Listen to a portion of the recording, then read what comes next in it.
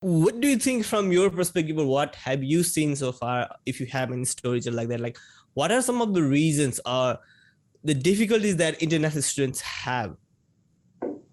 Yeah, look, I think one of the difficulties, and I don't know if I'd say it's a difficulty, but it's Mm-hmm. something that seems to be a trend, and I think it actually relates to human nature, is Mm-hmm. that, as humans, we tend to gravitate to people like ourselves because it's comfortable and it's sometimes convenient.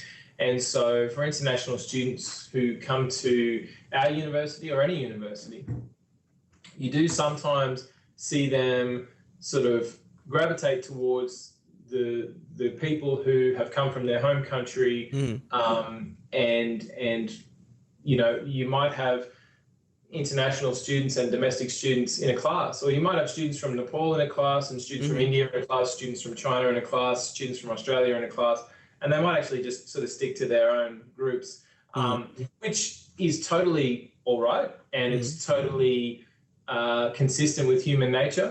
But I think it's great if people can try and mingle with people who are different to them, because that's where you really learn about others and about yourself, Yeah. and that's where you really get that sort of cultural richness out of the international student experience. Mm-hmm. But it takes time, and when you're in a new country and you're nervous or you're not knowing what to expect, Mm-hmm. or you've got a bit of culture shock, it's completely natural to want to stay with people who Mm-hmm. talk like you and think like you and look like you, and I get that totally. So it's just about trying to find ways to creep out of your comfort zone, so eventually you feel quite natural in that diverse environment, I think.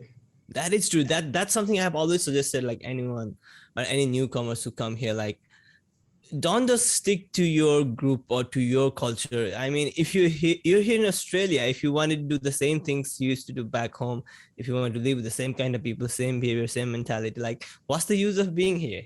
Like especially in a place like this where there are people from all around the world. It's not like if you go to like a US, there would be more US citizens and very less few people. Australia is a country like it's built up by people from different nations, different generations. So again, it's people like they are able to see that somehow, because they are so much like occupied with their daily lives and the financial troubles. But I would suggest anyone to, like to go out and learn that culture, experience, explore.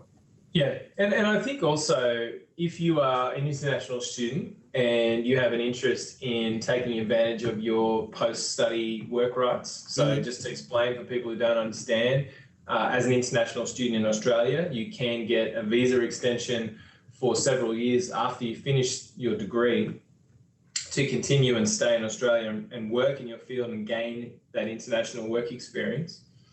I think if you want to take full advantage of that as an international student, it is really important to have some level of cultural competency in how Australian workplaces work and how Australian managers think. And look, they're not all the same, but I think there are commonalities that are important to know. And if you step into an office scenario as a person from Nepal or a person from India or a person from South America, it might on the surface look the same. There's tables, there's chairs, there's desks, there's computers, there's a kitchen, there's a bathroom, there's an elevator. It looks the same, right? People are wearing shirts and ties and dresses and things, but there are subtle cultural differences around people's expectations, around people's work ethic, in terms of people's flexibility, their attitude to work-life balance, their attitude to adhering to performance standards, their view about what time people walk in the door and what time people leave, their view about what constitutes a lunch break, their expectations of how you perform as an entry-level person or a person who's qualified with a master's degree relative to the rest of the workforce. I'm picking up some silly examples, but these are actually all little jigsaw pieces that form the bigger picture of how a workplace is.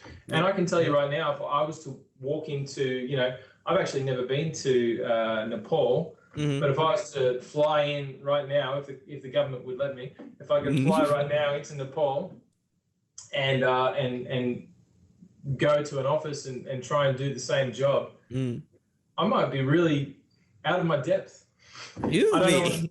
It's a different culture, different system out there. And that's not just about a language barrier, but there is a cultural barrier, and you have to figure that out. And I think, you know, for students from overseas who are studying in Australia, if they want to take full advantage of that Australian experience, particularly the work experience after they study, I think it's really important to try and engage with people who live here and who understand the culture. But I also think just to try and gain some work experience along the way as well. And if your university is offering like an internship program, and I know we do it at CQ University for international students, if you can take advantage of an internship program, if you can take advantage of some work integrated learning as part of your course, if you can get onto a student job site and find some work, I mean, I think it all really helps.